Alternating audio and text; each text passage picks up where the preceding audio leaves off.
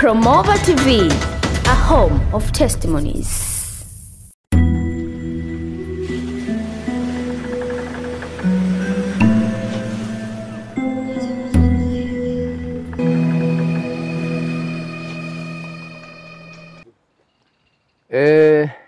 Bwana Yesu asifiwe.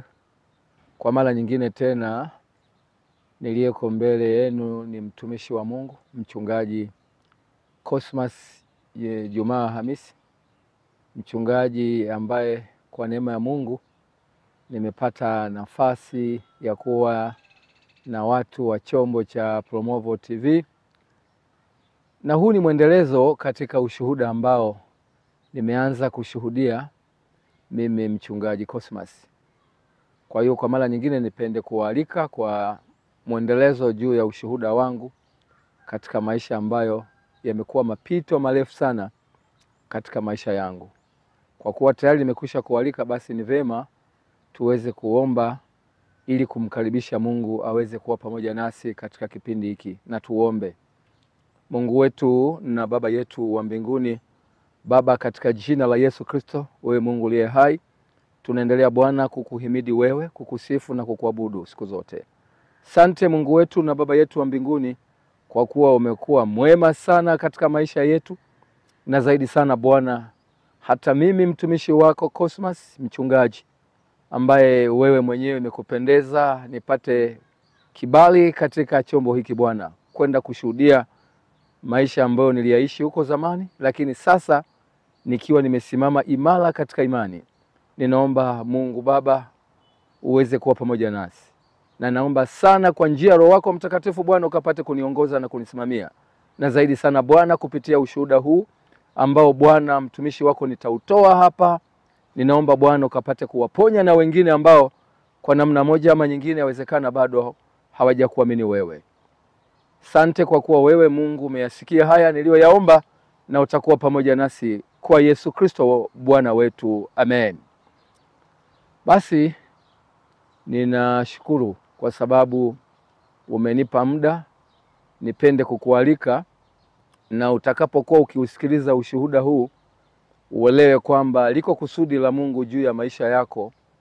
Maana mimi mwenyewe kwa nafsi yangu na dhamira yangu nimekusudia nizungumze na ulimwengu kama ambavyo nilitangulia kule awali, niseme na watu wajue. Kwa wale ambao mlikuwa mnafuatilia wakati tumeanza kwenye ushuhuda huu, nilizungumzia juu ya safari sasa ya kule kwa mganga ambako ni Bariadi.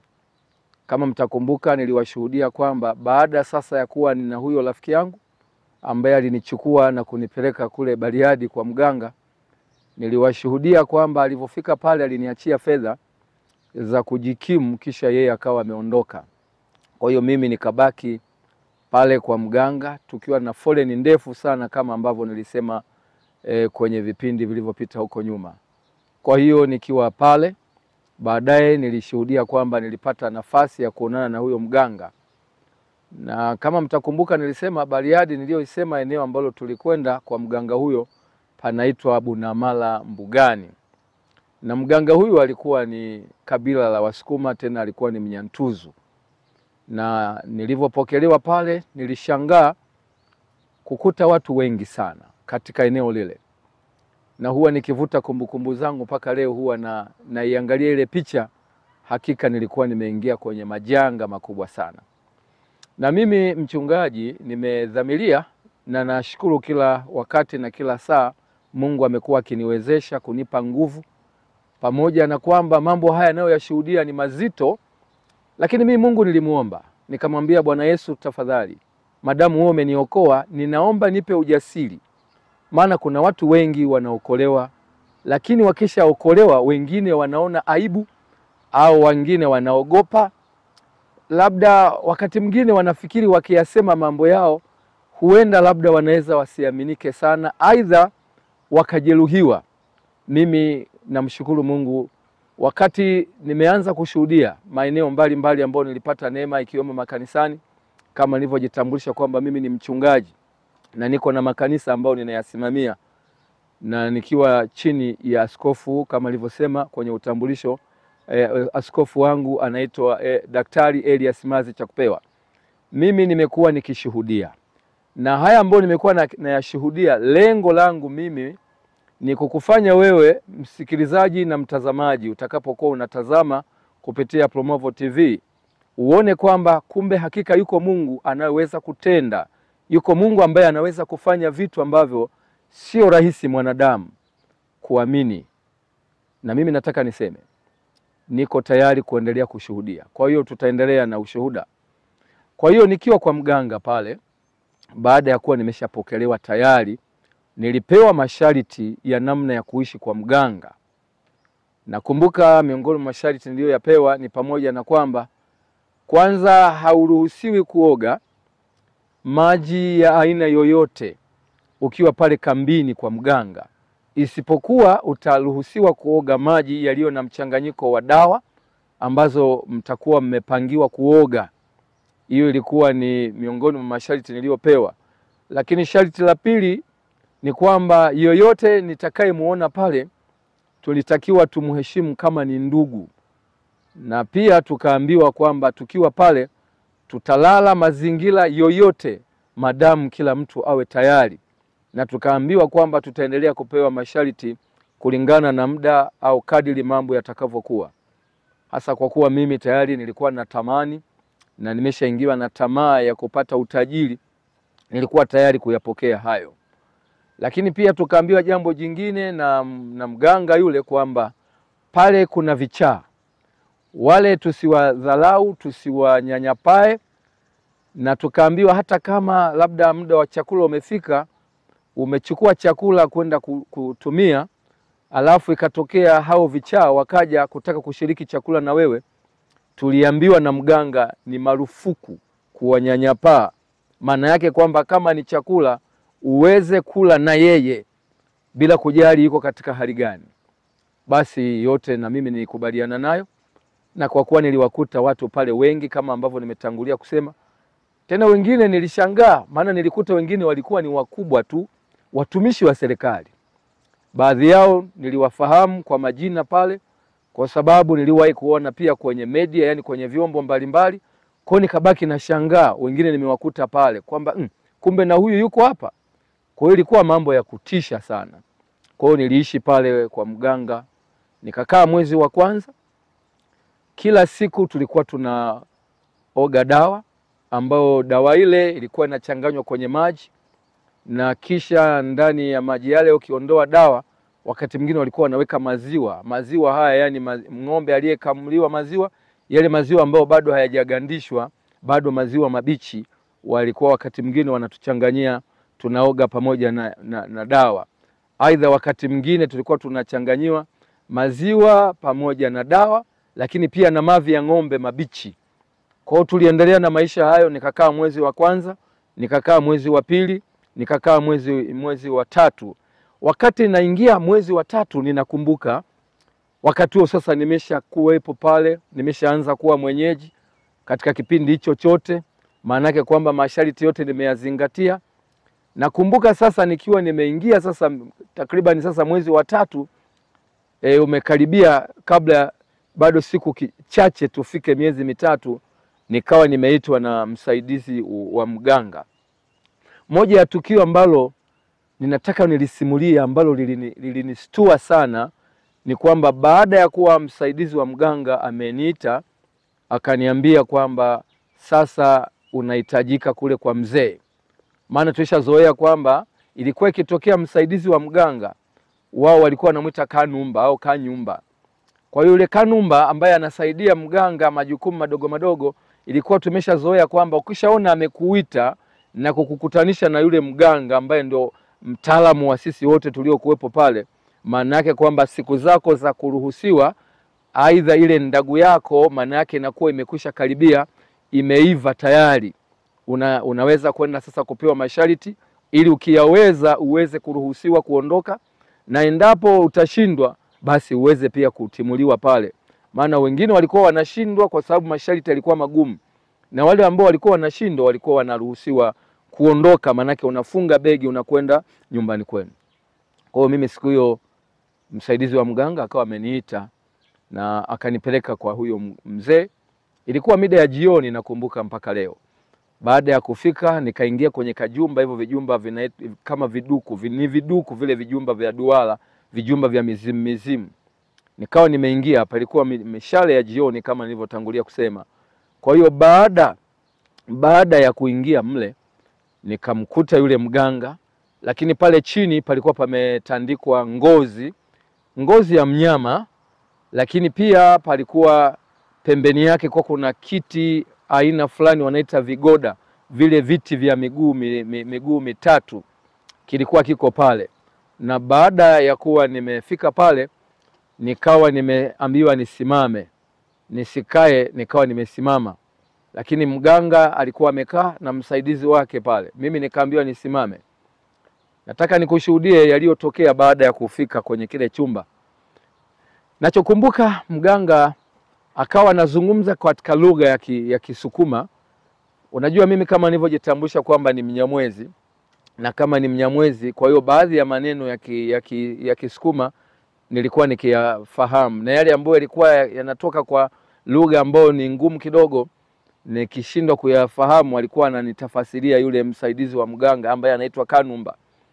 Kwa hiyo nikasikia mganga sasa anamwambia yule msaidizi wake kwamba niambiwe haya yafuatayo. Nikatakiwa kwanza kuvua suruali. Nikaambiwa vua suruali. Tukumbuka humo ndani tuko watatu, maana niko mimi, yuko mganga na yuko na msaidizi wa mganga huyo Kanumba. Kwa hiyo nikaambiwa toa suruali, nikatoa suruali. Nikaambiwa tena baadaye toa na hiyo shati ambayo umevaa, nikatoa. Nikabaki na bukta. Baadaye tena nikaambiwa nitoe na bukta. Sasa nilivyoambiwa nitoe zile nguo, kwa sababu kumbuka kwamba mimi nimeshadhamiria na niko kwa mganga. Nimeshadhamiria nahitaji mali, nahitaji kuwa tajiri. Ukizingatia kama nilivyojitambulisha kwamba nimezaliwa mimi ni mtoto wa kwanza, na kwa bahati mbaya sana sikuenda kusoma elimu nyingine nje na elimu ya dini ya Kiislamu. Na bado tena ndani ya familia yetu tuliozaliwa, ukiondoa kuwa wacha Mungu wa dini ya Kiislamu, familia upande wa baba na upande wa mama yangu, lakini pia walikuwa ni watu wenye mazingira magumu, manake ni maskini. Sasa mimi nimeamua kujitoa mohanga kwa ajili ya kuhakikisha familia yangu wanaweza kuishi vizuri, kama ambavyo niliona rafiki yangu ambaye tumesoma naye sasa na kuja kukutana naye akiwa na utajiri mkubwa wa kutisha kama ambavyo nilivyosimulia. Na kwa kuwa yeye ndiye aliyenipeleka pia kwa mganga, akinitumainisha kwamba nikiyafuata masharti yote nitakao kuwa nimepewa na huyo mganga, maana yake ni kwamba nitakuwa tajiri. Kwa hiyo mimi nikawa tayari. Kwa hiyo nilivyoambiwa hata kuvua nguo zote hizo nilizotoa, sikuogopa. Kwa hiyo mimi nilikuwa niko tayari kwa lolote. Unajua mara nyingi tunasema shetani akishaingia katika maisha ya mtu, ama shetani akishaingia ndani ya familia, anaweza kumpa mtu ujasiri akafanya tukio lolote ambalo linaweza likaushangaza ulimwengu. Na ndio maana unaweza kaona kwamba baada ya kupata hii neema ambayo imenifanya leo ninasimama mbele ya kamera nikiwa ni mchungaji na mtumikia Mungu, niko very serious kabisa. Nimekubali vyovyote takavyokuwa, ni lazima niushuhudie ulimwengu.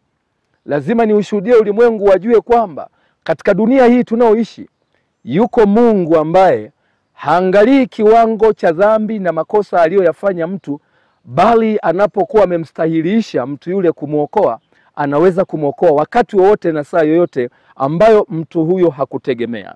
Ninazungumza mambo haya kwa ujasiri kwa sababu yako matendo makubwa ya ajabu ambayo mimi Mungu amenitendea. Kwa hiyo mimi nikawa nimepata ujasiri wa ajabu sana, kwa sababu tayari nilikuwa nimefungamana na nguvu za shetani. Kwa hiyo hata nilivyoambiwa kutoa nguo sikushangaa wala sikuogopa, lakini ilikuwa ni jambo lenye kutisha sana katika hali ya kawaida. Kumbuka wewe ni mtoto wa kiume, uko na wanaume wenzako, unaambiwa utoe nguo, nini kitafuata? Mimi nikasema madamu ninachohitaji ni utajiri, nikawa niko tayari kwa lolote lile litakalotokea.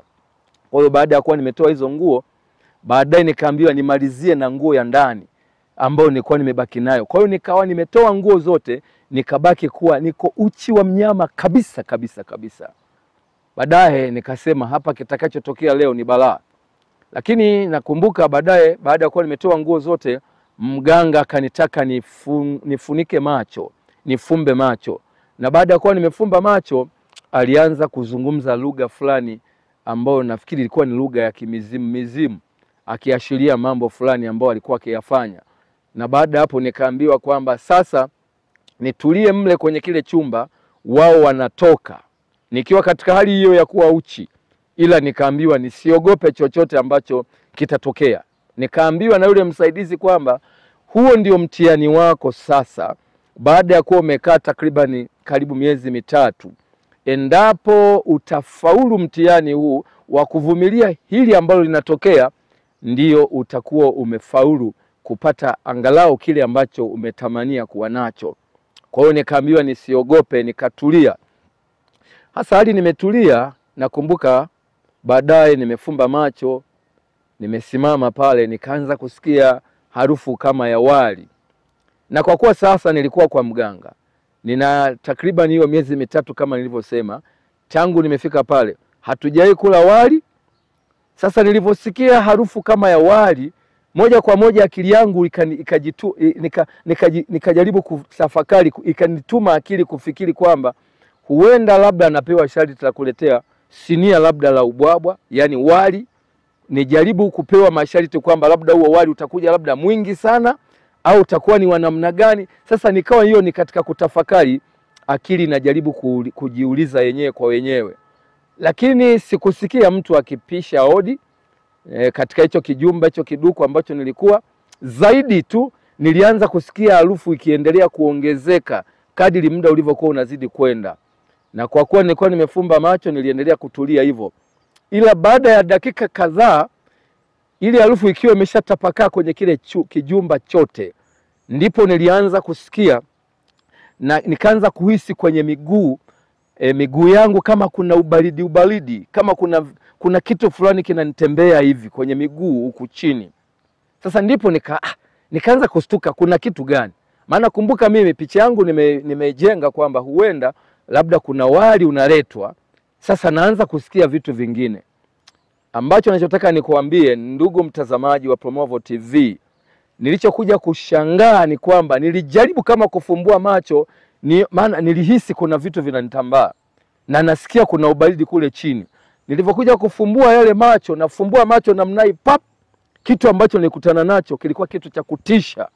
Kumbe wakati mimi nimefumba macho na ule ubaridi niliokuwa nausikia sehemu ya miguu, kumbe kwa kuna joka moja kubwa sana, hawa nyoka wanaitwa chatu au sawaka, alikuwa ananizunguka namna hii. Kumbe ule ubaridi ambao nilikuwa naupata kwenye miguu ilikuwa ni yule joka chatu au sawaka alikuwa ananizunguka namna hii. Ninachokikumbuka mpaka leo, nilistuka kwanza, niliona kama vile roho inataka kutoka, pap, ule mstuko wa kuogopa, yani mstuko mkali. Nilivyostuka namna hii, ninachokumbuka mimi ni kama vile nilipoteza fahamu. Kwa nini nazungumza vile?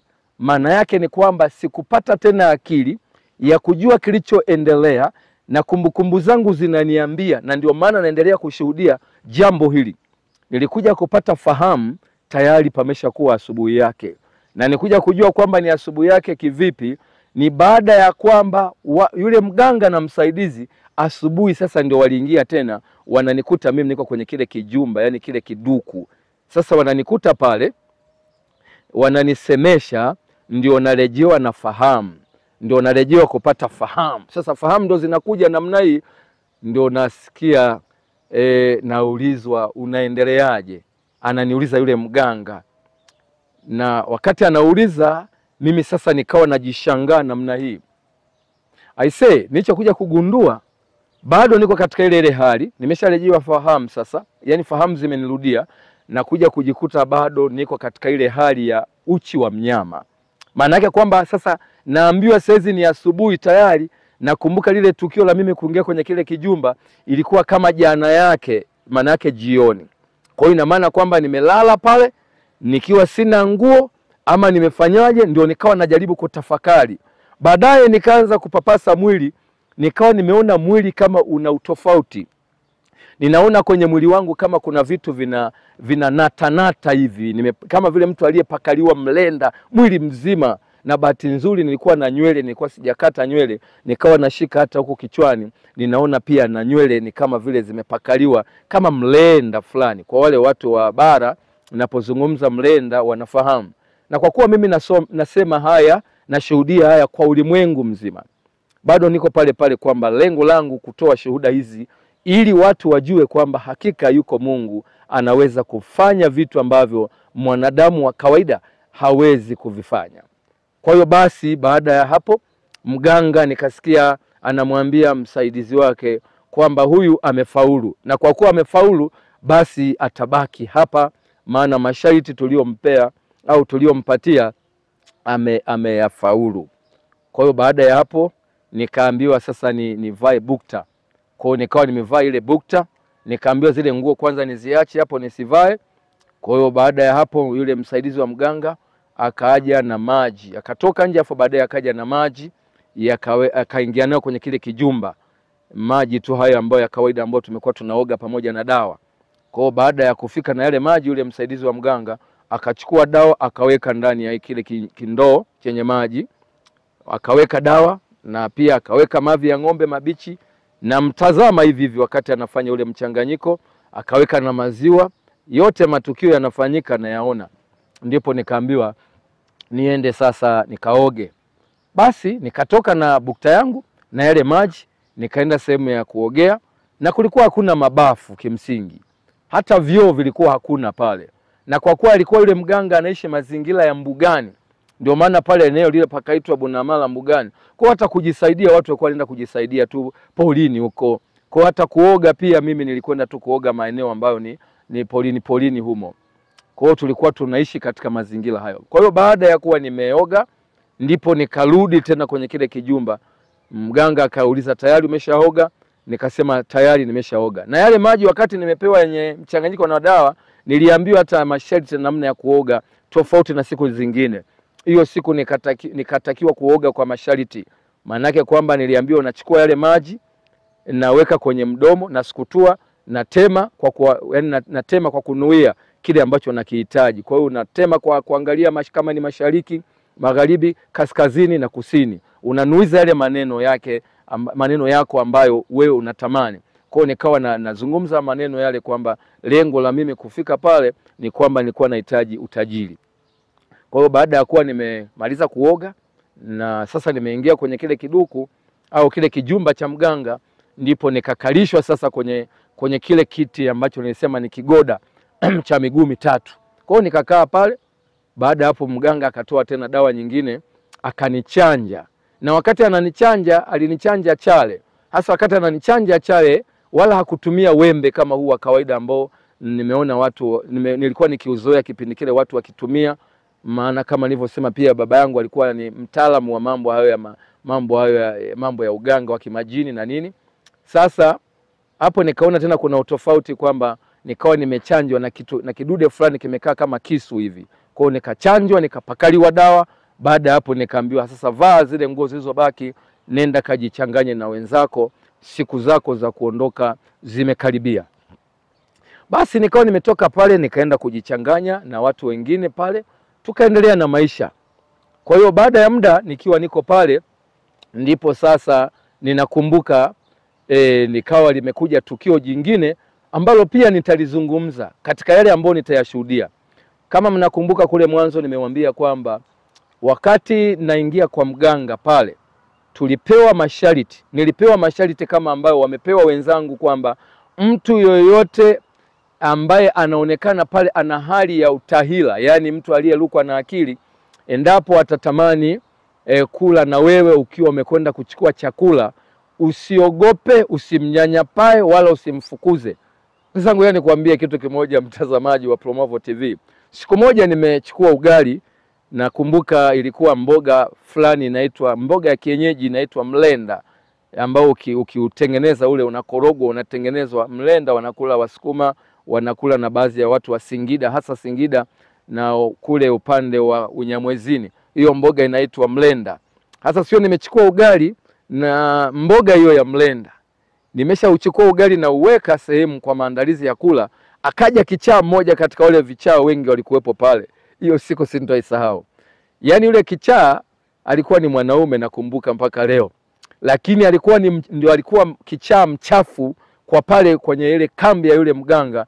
Alikuwa ni kichaa mchafu kuliko wengine wote ambao niliwaona pale. Yani alikuwa ni mchafu, yani amejaa huku mikamasi, nguo chafu, lakini wadudu wale wa aina ya chawa wanatembea kabisa kwenye mwili. Sasa amekuja ananikuta pale nimeshachukua chakula, anakomaa sasa kuja kula na mimi. Unajua wakati mwingine huwa mimi nasema hata ninapokuwa kwenye vipindi kama hivi nilipopata neema hii kwamba wacha nimtumikie Mungu. Wacha nimtumikie Mungu. Na wacha niwashuhudie watu. Na ushuhuda huu ninautoa kwa kumaanisha kwa sababu nina kila sababu ya kumtukuza Mungu. Na wakati mwingi nimekuwa ninapotoa shuhuda kama hizi, ninapata ujasiri wa kuyasema haya, napata nguvu ya kuyasema haya kwa sababu hakika yuko Mungu, yuko Mungu, yuko Mungu, yuko Mungu. Na Mungu ni zaidi ya kila kitu. Ndugu yangu, nataka nikwambie yule kichaa alivyokuja na ile hali ya uchafu. Kumbuka tulishaambiwa kwamba usimnyanyapae kichaa yoyote pale. Halafu mimi tayari picha niliyojenga kwenye akili yangu, natamani kuwa tajiri. Natamani kuendesha gari kama ambavyo nimeona rafiki yangu anaendesha gari.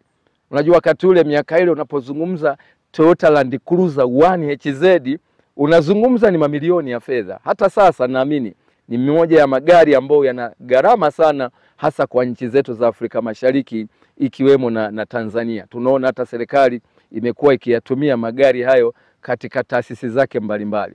Sasa nikawa kila mara napomwazia rafiki yangu kwa utajiri alionao, huyo ambaye amenipeka kwa mganga. Kwa hiyo kila kilichokuwa kinanitokea pale nilikuwa naweza kukabiliana nacho. Maana mbele yangu ninaona picha ya utajiri. Mbele yangu naona kwamba utajiri sasa unakuja, ambapo kumbe nilikuwa sijui kuna madhara kiasi gani. Nitakusimulia kwa kuwa ndio ushuhuda unaendelea.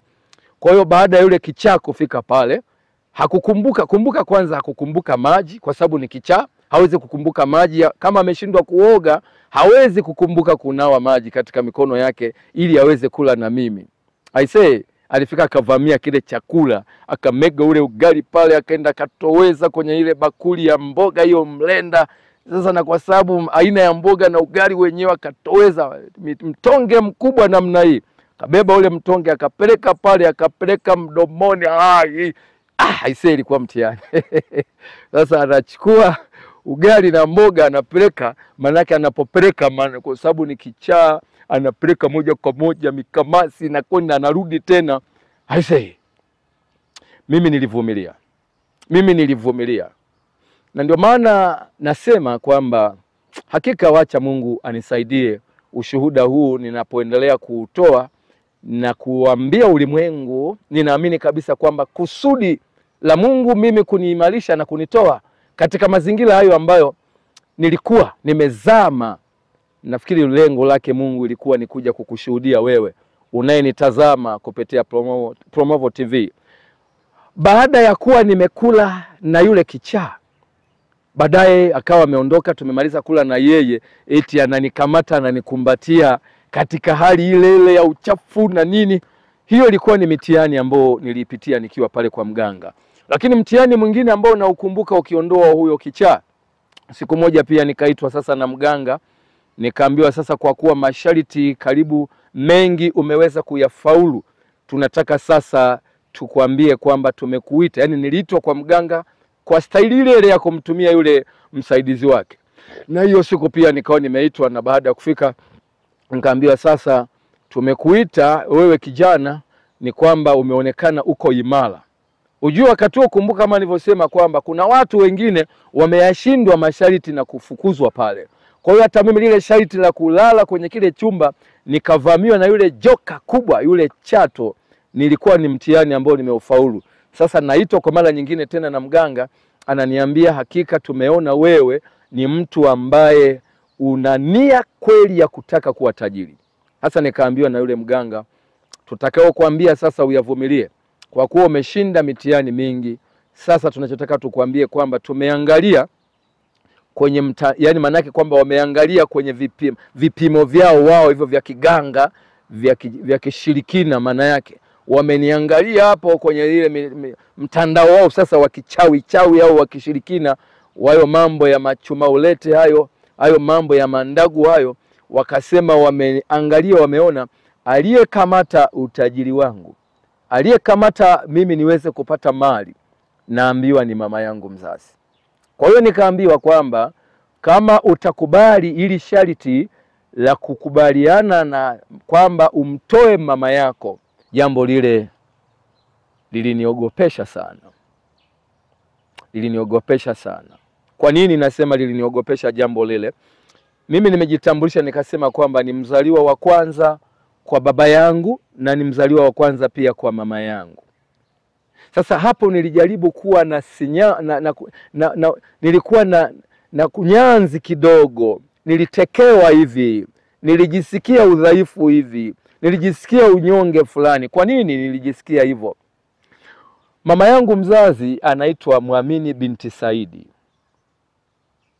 Wao kwenye tumbo lao la bibi yangu mimi, ambao ni mama yao wao, ambaye alikuwa anaitwa binti Selemani, walizaliwa watoto watatu, ambapo yeye mama yangu ni mtoto wa mwisho katika hao watoto watatu.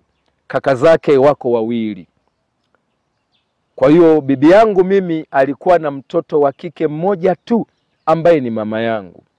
Sasa tayari mganga anataka mama yangu auawe au afe ili mimi nipate mali. Hiyo likanifanya niwaze sana. Lakini jambo la pili, nikawa namkumbuka tena kwa mambo mengi mama yangu. Mojawapo ni kwamba mama yangu ilifika mahali alitengana na baba yangu mzazi. Na baada ya kuwa ametengana na baba yangu mzazi, mama yangu alinilea kwa shida. Pamoja na kwamba baba na mama walishirikiana mimi kuhakikisha nasoma elimu ya dini ya Kiislamu mpaka kufikia hiyo level ya kuwa mimi miongoni mwa wale khazaha al-madrasata al-jannatu al-islamia Swakhela.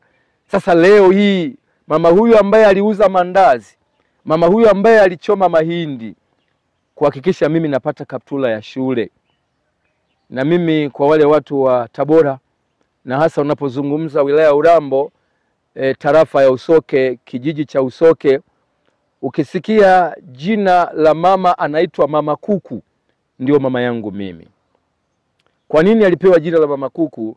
Yeye alifika mahala, nafikiri baada ya kutapatapa kutulea sisi watoto wake, baada ya kuwa baba amekuwa naoa watu wake wengi, kama unavyojua kule kwenye dini ile wanaruhusiwa kuoa mke zaidi ya mmoja.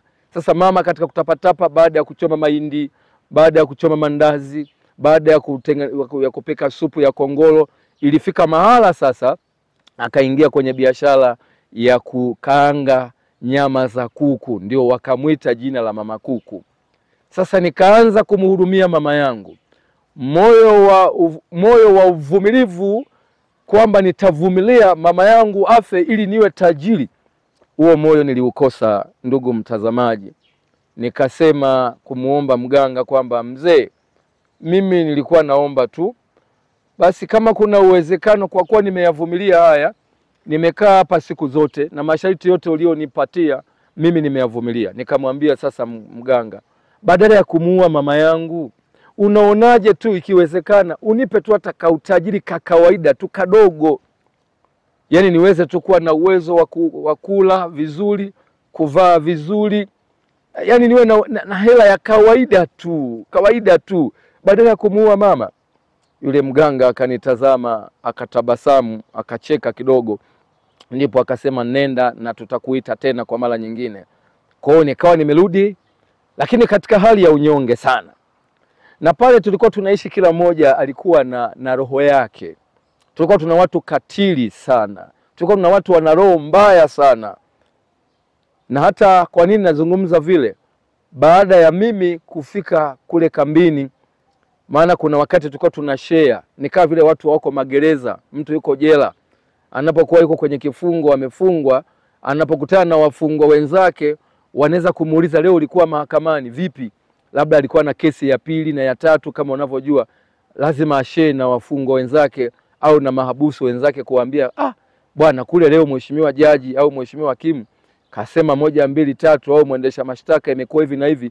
Kwa hiyo na mimi nilivotoka kule nikaulizwa na wananzengo, yani wananzengo ni wale ambao tuko nao kwenye ile kambi pale, vipi bwana huko uliitwa na mzee, ikoje?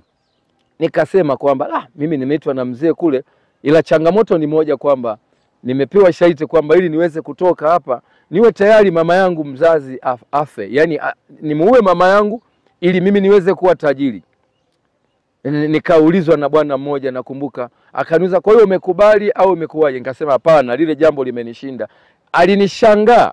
Kwa nini alinishangaa? Akaniambia, yani umepewa hiyo tu sharti la kawaida la kumuua mama, umeogopa? Huyo mtu anayenizungumzia hivyo, anayeniambia hivyo, yeye nimemkuta pale na ni mwenyeji pale kambini. Kwa sababu pale kambini ukiondoa mimi ambaye tayari nilikuwa nimefikia umri huo wa miezi mitatu niko pale, kuna watu walikuwa na zaidi ya miezi mitatu, wengine wana nusu mwaka, wengine wana mwaka, inategemea na mtu amefika pale bado ile ndagu yake haijaiva, yani haijawa tayari. Akawa ananiambia sasa, yule bwana, umeogopa kumtoa mama yako? Akanipa mfano moja mdogo, akasema, unakumbuka siku fulani? Ile siku anayoisema ni kwamba kuna mtu mmoja alikuja pale, alikuwa miongoni mwa watu ambao walishaishi pale kwa mganga, wakafata masharti na baadaye wakaondoka. Sasa alikuja kurudisha shukrani kwa yule mganga, alikuwa na gari, amekuja na gari mpya. Sasa akawa ananiambia, ulimuona yule kijana alikuja, yule white? Na yule bwana mimi namfahamu kwa sababu pia anaishi Mwanza hapa na ni tajiri, na nakumbuka mpaka mimi nimeingia kwenye huduma, niko kanisani, ni miongoni mwa matajiri wakubwa sana, yuko katika jiji hili la Mwanza. Sasa kwa sababu ya kimaadili huwezi kumtaja mtu, maana pia ni kosa kisheria. Kwa hiyo mimi nikamwambia yule bwana, ni kweli namkumbuka. Ambia, sasa yule kijana mwenzako alipewa sharti ambayo linafanana la kwako, ila tofauti yeye ilikuwa baba, wewe imekuwa mama. Ina maana ungekubali ungeondoka tu mapema. Sasa shauri yako. Nikasema hapana. Kama nilivyosema kwamba nilizingatia hayo ambayo niliyasema kwamba isingekuwa rahisi. Kwa hiyo basi tukaendelea na maisha. Wakati mwingine tunachunga ng'ombe, kama unavyojua yule mganga pia alikuwa mfugaji. Kama unavyojua asili ya Wasukuma ni watu wa kufuga, alikuwa ni mfugaji. Kwa hiyo wakati mwingine tulikuwa tunaenda kuchunga ng'ombe, au wakati mwingine unapangiwa kuchunga ndama. Nimetoka kule nyumbani kwetu Nyamwezini, sijui namna ya kuchunga, lakini nilifika kwa mganga nikajikuta nimekuwa mzoefu kwenye kuchunga mifugo. Basi baada ya muda ndipo siku moja nikaitwa tena kwa mara nyingine. Nilivyoitwa nikasema sasa leo sijui itakuwaje, nitapewa sijui jambo gani. Basi katika kuwaza nikaambiwa kaa hapo, nikakaa. Yule mganga akasema, basi tumekuangalia, tumeona kwamba wewe pamoja na kwamba tulikupa sharti tukalishindwa, sasa tumeona masharti mengi umeyavumilia, umeyafanya. Sasa tumeona tutakupa aina ya ndagu itakuwa tofauti na za watu wengine. Aina ya ndagu ambayo tutakupa wewe sasa, tutakupa aina ya ndagu inaitwa chumaulete. Aina ya chumaulete. Nikasema sawa. Kwa hiyo nikaambia pia tumeona tukupe hiyo aina ya ndagu ya chumaulete kwa sababu bahati nzuri wewe una majini. Nakumbuka kama nilivyozungumza kwenye ushuhuda ule uliopita ni kwamba niliwahi kuchimbuliwa kuwa na majini kipindi kile. Nikawa na majini, miongoni mwao niliwataja, akiwemo Darweshi, akiwemo Maimuna, akiwemo Sharifu, akiwemo Karishi na majini kadhaa ambao niliwataja kwenye shuhuda zilizotangulia kule mwanzoni. Kwa hiyo nikaambiwa sasa kwa sababu uko na majini ama una majini, tumeona sasa tukupe hiyo ndagu ya chumaulete. Kwa hiyo tutakupatia majini 4 ambao watakuwa wa chumaulete. Ila masharti ni kama ifuatavyo. Tutakapokupatia hayo majini 4 au majini 4 wa chumaulete, hutakiwi kuishi eneo lingine lolote, ni aidha ukaishi sehemu kama Dar es Salaam ama Pwani, mahala ambapo inakuwepo bahari ya Hindi. Wakiwa na maana kwamba mambo mengi nitakuwa nikiyafanya katika mwongozo wa kutoa zile kafara kupitia kwenye bahari, hasa Dar es Salaam na Pwani aidha Zanzibar. Kwa hiyo mimi nikachagua bora niende Dar es Salaam. Kwa nini nilichagua kwenda Dar es Salaam? Niliona sasa pale labda huenda panaweza pakanifanya nitoboe haraka maisha, kwa sababu hata huyu rafiki yangu alikuwa tayari naye ana miradi yake mingine Dar es Salaam kama nilivyosema. Kwa hiyo basi nikakubali mimi niko tayari kwenda kuishi Dar es Salaam.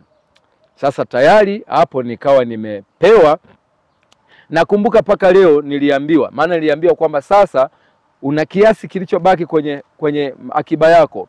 Hasa kwa kuwa kule tulikuwa tunakula bure kwa mganga yule, kazi yetu labda ni hiyo kuoga tu na kuchunga na nini na kuoga hiyo mambo ya makafala madawa na nini. Kwa hiyo kuna kiasi kidogo cha pesa nilikuwa nimebaki nacho. Ndipo sasa mganga akaniuliza, una kiasi kidogo cha pesa? Nikasema ndio, na kiasi kidogo cha fedha kilichobaki. Nikamwambia naiomba hiyo hela. Nikaitoa hiyo hela kwa mganga, ndio akaniambia sasa hii hela ndio itakuwa mtaji wako kwa kuanzia. Tunaitengenezea dawa hii hela, halafu hii hela utaondoka nayo na hizi chupa tunakupa. Kwa hiyo walinipatia chupa 4 ambazo sasa ndio hayo majini ya Chumolete. Nikawa naambiwa kabisa hii, nikaanza kuelekezwa. Hii chupa unaiona alama yake ni hii, kazi yake ni hii. Kwa hiyo nilikuwa na kalamu na notebook nikawa naandika. Maana pale tulikuwa kama vile mtu yuko shuleni. Unapoingia kwenye ile nyumba wakati mwingine kwa mganga kuna maelekezo unabidi ili usiyasahau uweze kuwa na diary kuweza kuandika kama unajua kusoma na kuandika. Na kama hujui kusoma au kuandika, maana yake sasa utatumia sasa ubongo wako sasa kuhifadhi. Maana kuna watu pia hawajui kusoma wala kuandika, lakini wana kipaji pia Mungu amewajalia, labda huenda wanaweza kuyatunza hayo mambo. Kwa hiyo kilichokuja kutokea baada ya mimi kupewa masharti yale kwamba nitakwenda Dar es Salaam, na nikiwa huko Dar es Salaam nikapewa maelekezo kwamba sasa hii hela ambayo tumechukua tumeitengenezea, ina maana ile hela walitengenezea dawa. Baada ya kutengenezea dawa ile hela, nikaambiwa kwamba hii ndio itakuwa mtaji. Ukishasafiri kutoka hapa, ukifika Dar es Salaam, ukiwa kule Dar es Salaam, hakikisha ukishapata eneo la kuishi, eneo la kufikia, maana yake hakikisha kwamba hii mizigo, yani zile chupa ambazo wamenipatia, nizitunze vizuri, zisiguswe na mtu mwingine yoyote. Nikaambiwa hapo ndipo palipo na utajiri. Na kupitia hiyo hela sasa ndio mtaji. Mtaji kivipi? Nikaambiwa sasa kupitia hiyo hela utaanza kwenda dukani. Kwa mfano unaambiwa unakwenda dukani, kabla hujanunua kitu nikaambiwa niwe naenda kwenye duka, namuuliza, nafika namsalimia yule mwenye duka, labda nataka kujua jina lake, yani najitahidi tu mpaka nijue jina lake. Nikaambiwa akiwa labda anaitwa Saidi nisinunue chochote, akiwa anaitwa labda Ramadhani, yani labda kifupi kwamba akiwa mtu wa imani nje na imani ya Kikristo nikatakiwa nisinunue chochote. Yani maana kwamba anatakiwa awe Mkristo ndio ninunue kitu kwake. Maana yake kwamba hao majini hawataweza kukubali kunisaidia mimi kupata ile Chumolete. Kwa hiyo nikapewa masharti kwamba hakikisha mtu yule unapokwenda kwenye duka lake awe ni mtu mwenye aidha dini ya Kikristo, aidha hana dini mpagani kabisa, badala ya kwenda kwa mtu ambaye ni wa imani yako ya Kiislamu. Nikasema sawa, ninashukuru. Kwa hiyo nikawa nimeagwa. Siku ilipofika ya kuagwa, nikachanjwa tena dawa zingine, nikatamkiwa maneno ya kimizimu, maana yake kwamba nikafanywa kama mambo ya mila fulani hivi. Baada ya hapo zile chupa nikawa nimeziweka kwenye begi ambayo nilikuwa nayo. Kwanza zilifungwa vizuri, kisha nikatumbukiza ndani ya begi, na nikaambiwa sasa kwa kuwa tumekuaga na unaondoka, utakapotoka hapa, ukishafika kama utapandia gari Mwanza ama popote pale, hakikisha utakapokuwa umekata tiketi ya gari aidha basi utakaopanda kwenda Dar es Salaam, nikaambiwa sharti nisibadilishe hiyo gari mpaka nifike Dar es Salaam. Maana yake kwamba vyovyote vile itakavyokuwa nitulie kwenye gari hiyo.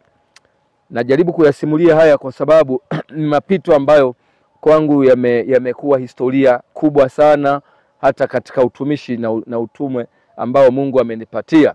Maana leo ninamtumikia Mungu na ninakuwa na nguvu napoyasimulia haya. Kwa hiyo basi baada ya hapo kweli nilianza safari sasa ya kutoka Bariadi kule kwa mganga. Nikatoka kule Bariadi nikaja nikasafiri mpaka nilifika tena hapa Mwanza. Katika kumbukumbu zangu ninavyokumbuka nilifika Mwanza. Wakati huo miaka ile kulikuwa kuna makampuni mengi ya mabasi yanayokwenda Dar es Salaam, kampuni maarufu kama Super na Jimunisa na makampuni mengine. Na wakati huo pia kwa kuna kampuni moja ya magari ya msukuma mmoja ilikuwa inaitwa Imaragashimba. Ile gari ya Imaragashimba ndio nakumbuka ambayo nilisafiri nayo mimi kutoka nayo hapa Mwanza kwenda Dar es Salaam. Kwa hiyo nikakata tiketi. Wakati huo stendi nakumbuka ilikuwa pale Tanganyika. Kabla sasa nimeona sasa hivi kuna mabadiliko, kuna stendi sasa wanaita sijui Nyegezi, sijui Nyamuhongolo, nimeona pia sijui wapi. Lakini zamani tulikuwa stendi za mabasi, stendi ya mabasi yanayokwenda mikoani ilikuwa pale Tanganyika, pale mjini kati Mwanza, jirani na soko kuu au jirani na Kitco. Yani Kitco ni Kishimba. Wakati huo kuna tajiri mmoja anaitwa Kishimba, yani Kitco. Kwa hiyo nikapanda hiyo basi ya kampuni inaitwa Imalagashimba kusafiri kwenda Dar es Salaam.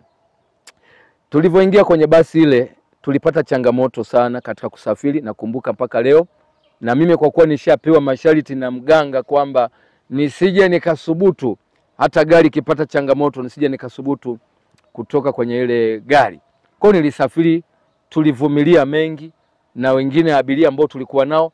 Kwa nini nasema tulivumilia mengi? Ile gari ilivyotoka tu hapa Mwanza ilianza kupata changamoto. Yani kila hatua fulani tukitembea imepata pancha, mara imepata, yani breakdown zilikuwa za kutosha. Kwa hiyo tuliendelea katika hali hiyo mpaka abiria wengine ambao walishindwa kuwa wavumilivu, wengine walianza kulalamika, na baada ya kulalamika wengine walifika mara wakachukia. Lakini mimi nilikuwa nimetulia kimya, kwa sababu kama nilivyosema, hizo changamoto zikawa nyingi sana kama ambavyo nimekuwa nikiendelea kushuhudia. Mimi nilivumilia sana changamoto zile. Kwa hiyo wengine abiria walikata tamaa, wengine wakafika mahali wakasema hapana, turudishiwe nauli zetu na nini. Yaani nakumbuka paka leo, paka tulivyofika baadhi ya maeneo ambapo tulikuwa tunakutana na trafiki, walikuwa wanalalamika abiria, wanasema hii basi inatuchelewesha, watu tunawahi Dar es Salaam, wengine sisi tunawahi Morogoro, basi imekuwa hii ina changamoto sijui na nini, basi mbovu. Lakini mimi nimetulia kwa sababu ya yale maelekezo ambayo nilikuwa nimepewa na mganga kwamba usisubutu kutoka kwenye ile gari. Kwa hiyo mimi niliendelea na uvumilivu ule, na baadaye abiria wengine waliokata tamaa kabisa, nakumbuka wapo ambao walishuka kutafuta usafiri mwingine, lakini mimi niliendelea kuvumilia kwa muda ule wote. Na kipindi kile kama unakumbuka, njia ile ilikuwa ni rough road kwenda Dar es Salaam. Miaka ile tunashukuru leo serikali walau imetuboreshea miundombinu hasa ya barabara. Kwa hiyo tulienda hivyo, na ilifika mahala mpaka nikajenga urafiki hata na conductor wa ile basi na dereva, maana waliona wao walikuwa wananiita mimi, mbona nyie amui kama huyu? Yani walikuwa wanajaribu kunitolea mfano, mbona huyu alalamiki? Yani maana nilionekana ni abiria mstaarabu kuliko abiria wote. Kumbe mimi nina siri yangu, yani najua kwamba kwa nini nimekuwa mvumilivu. Maana na mimi najielewa, nisingeweza kuvumilia singekuwa yale masharti. Kwa hiyo basi tukawa baadaye katika uvumilivu ule tukajikuta tumeendelea sasa na hiyo safari, na kweli baadaye nikawa nimeshuka katika jiji la Dar es Salaam. Kwa hiyo nikawa nimeingia Dar es Salaam. Mimi nataka niseme na nipende tu kukuambia na kukueleza wewe ambaye umekuwa ukifuatilia shuhuda hizi kwamba mimi niko pamoja na wewe. Nataka niseme kwamba ninakualika kwa mara nyingine tena tutakapokuwa tumeendelea na sehemu nyingine, kama ambavyo mimi nimesema hapo awali kwamba Mungu amenipa neema ya kuyasema haya. Imenichukua miaka mingi mpaka kuwa tayari mimi kusimama kwenye media na kuyazungumza haya, kwa sababu nilikuwa nina mambo mengi ambayo nilitamani kwanza nijifunze juu ya habari za huyu Yesu Kristo. Kwa sababu changamoto nilikuwa naiona ni kwamba kama baada tu labda ya kuingia kanisani, kipindi kile bado labda huenda nilikuwa mchanga kiimani, ningeyasema haya ambayo leo nayasema, labda huenda ningekuwa nimeshapotea kwa sababu ya uchanga wa kiimani ambao nilikuwa nao wakati huo, ndio kwanza nimeingia kanisani. Lakini leo najua niko na ulinzi, maana Mungu yuko pamoja na mimi. Damu ya Yesu Kristo imesimama upande wangu, na Roho Mtakatifu akiendelea kuwa mwalimu akiniongoza. Kwa hiyo nikualike tena mpenzi mtazamaji wa Promovo TV, ungane nami tena kwa hatua inayofuata, na Mungu akubariki sana. Amen. Basi tumshukuru Mungu kwa ajili ya hii kipindi ambacho tumetoka kusikiliza hapo, na nikuombe hapo ulipo basi ungana nami katika kumshukuru Mungu na tuombe. Mungu wetu na Baba yetu wa mbinguni, Baba, katika jina la Yesu Kristo, wewe tena uliye hai, tunaendelea Bwana kukutukuza wewe, kukuhimidi na kukusifu daima, na wakati huo Bwana tukiwa na ujasiri wa kuyasimulia matendo yako makuu tena ya ajabu. Sante Mungu wetu na Baba yetu wa mbinguni, kwa kuwa wewe ni mwema wakati wote Bwana, na majira yote Bwana umekuwa pamoja nasi. Sante Bwana hata kwa ajili ya mambo makubwa ambayo Mungu umeendelea kuyafanya juu ya maisha yangu. Ninakushukuru Bwana Yesu hata kwa kunipa moyo na ujasiri wa kuyasema haya, maana niko hapa Bwana kukuwakilisha wewe. Ninayasema haya Mungu ambao wewe ulishuhudia hata kabla hujaniokoa nikiyapita, wakati huu ukijua kwamba iko siku mimi nitakukiri wewe kuwa Bwana na Mwokozi wa maisha yangu, na kisha nisimame katika media kama hii niweze kuyasema haya. Ninakusihi Bwana kwa ajili ya kipindi hiki ambacho kimepita, lakini nikualike kwa kipindi pia kijacho Baba, katika jina la Yesu Kristo. Lakini kwa ushuhuda huu Mungu uendelee kututia nguvu na kuwaimarisha watu katika imani, hasa wale wasiokujua wewe wapate kukujua wewe. Yote nimeyaomba kwa imani, na huku nikiamini kwamba umeyapokea kwa moyo wa shukurani. Ni katika jina lako Yesu Kristo uliye Bwana na Mwokozi wa maisha yetu. Amen. Jenga Makanisa na Promova. Ndiyo, Jenga Makanisa na Promova, baada ya kuwezesha ujenzi wa makanisa mbalimbali katika maeneo mbalimbali nchini Tanzania, sasa Promova TV wakishirikiana na wadau mbalimbali wenye wito kama huu wa kujenga makanisa wanakuja na kampeni hii. Hii ni kampeni maalum yenye lengo la kujenga makanisa zaidi ya 20 kwa mwaka. Tunawatafuta, tunawawezesha, na kwa neema ya Mungu tunajenga makanisa yao. Hii ni kampeni endelevu ambayo tayari imekwisha anza, inaendelea na itaendelea. Shiriki sasa katika jambo hili kubwa la kipekee la kimungu. Jinsi ya kushiriki: tuma sadaka yako kwenye M-Pesa namba kujumlisha 255 762 841 734. Hiyo ni namba ya Tanzania, na M-Pesa Kenya Safaricom ni kujumlisha 254 113 844 735. Pia unaweza kutuma kupitia Equity Bank akaunti namba 3005111819273. Lakini pia unaweza kutuma sadaka yako kupitia Western Union, MoneyGram, Ria, World Limit, Sendwave na njia nyingine nyingi. Namba zote za simu pamoja na bank majina ya usajili ni Jackton Arbogasti Msafiri. Tafadhali wasiliana nasi kwa namba tajwa hapo juu kupitia WhatsApp ili kupata maelekezo zaidi. Hakuna kikomo wala kiwango cha sadaka. Toa kadri ya uwezo wako. Na kwa maelezo zaidi kuhusu maendeleo ya kampeni hii, taarifa zote zitaendelea kutolewa kupitia Promova TV inayopatikana YouTube. Asante kwa kushiriki kampeni hii. Jenga Makanisa na Promova.